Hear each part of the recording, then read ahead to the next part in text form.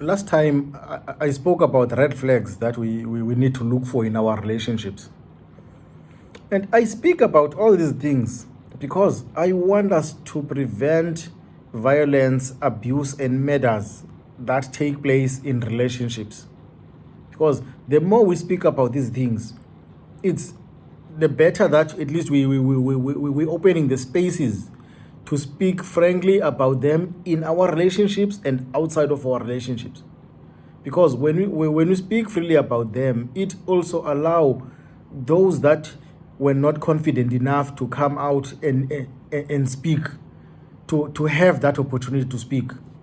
And it also educates those that did not see anything wrong with what they were doing to understand that their behavior is not normal. That is why we need to speak about these things. And we speak about them in this way so that everyone and anyone can be able to contribute and share their stories.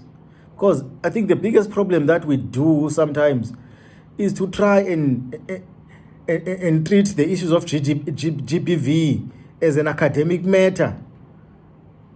But it's not an academic matter, it's a social matter. We need to speak about it freely. We need to share our lived experiences to educate others and as well as empower others. So that is why we have to speak about these things. So today, I want to speak about third parties in our relationships. You know, technically, a relationship, whether it's a marriage or a dating relationship or a cohabiting relationship, whatever you choose to call your relationship, it is an arrangement between the two of you. But naturally, it's not only between the two of you. There will always be other people that will play a role in making that relationship grow, or sometimes in making that relationship deteriorate, or even in destroying that relationship. So those are third parties that I want to speak about. We like to have this tendency as people of trying to always share problems in our relationships with people that we see as friends, without even sharing it first with our partners. We run out and share those things with friends. And the sad thing about that is that not every friend that you think is a friend is a true friend. No. Some of the people that behave as your friends are just there to spy on your progress. Others are just there to destroy you indirectly. Yes, there will be very few that will be there to genuinely look out for you and be your true friends. So be careful who you share your relationship challenges with.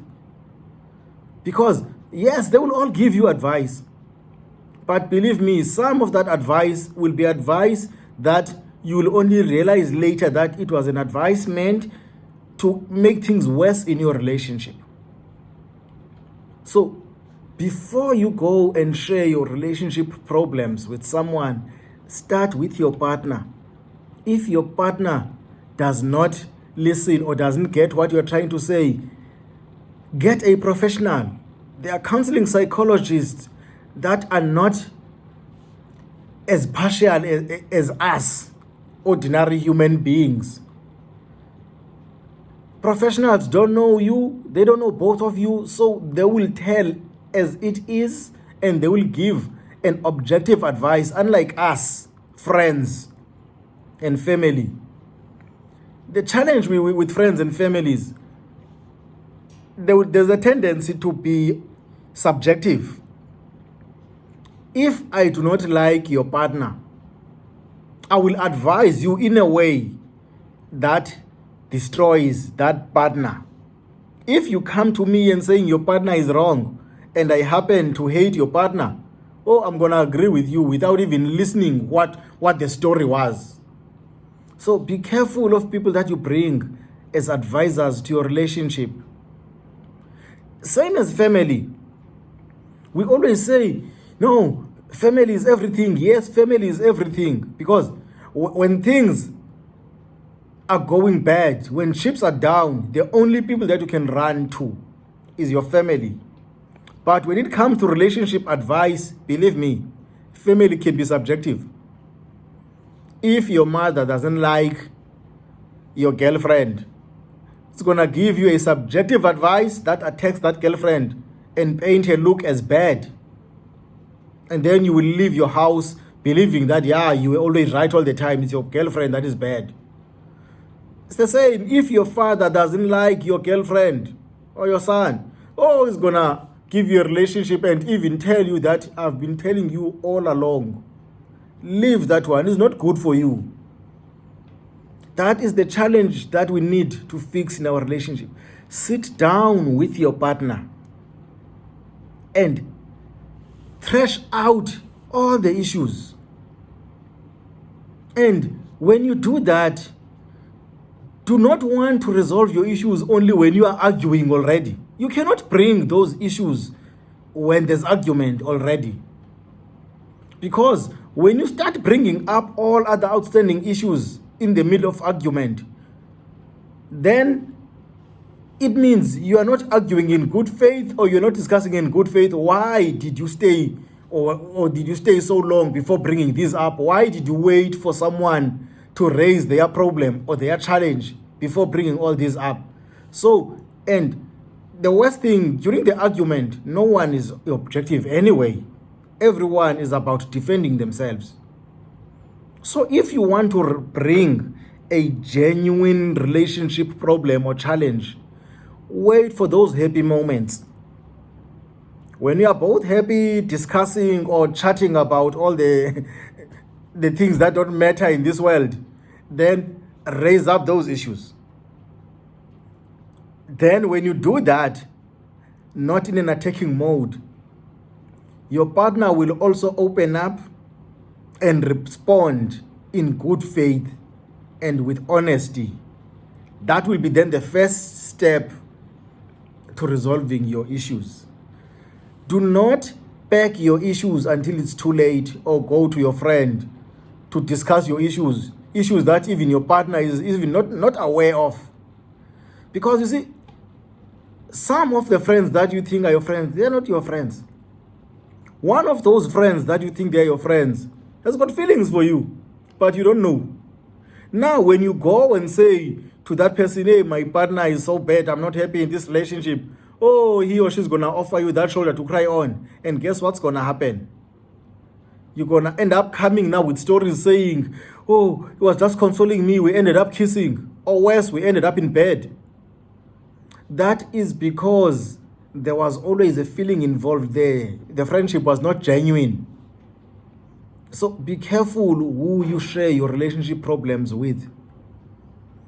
And sometimes when you share, even if it's happiness, when you share your happiness with your friends, you might be sharing your happiness with someone who is miserable in their relationships. What they will do, because they see that your friend is this, your partner is this caring person who is understanding, who is gentle, who is all these good things, will go behind your back to your partner to look for that happiness. Sometimes your relationship happiness is your relationship happiness. It's not public happiness. Don't go around bragging about what you do with your partner. If it's bad, get professional help. Oh, yes, traditionally, bring your family in, but be careful. Choose what you take as advice from them. They are your families. That's why in marriages, we say marriage brings two families together. So you cannot want to isolate them. You must involve them for guidance, but choose which advice you're going to take and you're not going to take. I'm sure you've seen, especially as black people, in those traditional ceremonies. I remember even in my own wedding, when all the elders were giving us advice, Beyala, there were advices which I knew that this one, first of all, is drunk and now he's telling me, he's giving me advice. in his drunken state. I'm not going to take that advice. Oh, this one, I already know he never liked me, so he's not happy that I'm getting married. So choose which advice you need to use. Don't, just because your sister says it's right, don't think it's right. Your sister might be hating your partner, therefore she's not going to be objective. Your brother might be hating your partner, don't think he's going to be objective. So listen to those advices, but choose what you feel is right for you and your relationship. Don't unnecessarily bring wrong advisors to your relationship. Otherwise, it's going to destroy your relationship, and you're going to end up resenting the same advisors down the line when you realize that actually your partner was not wrong, you were wrong. So a relationship must be an arrangement between the two of you. Third parties must only come when it's necessary, and their advice will not always be objective. Therefore, you need to decide what to take and what not to take, but keep it in-house.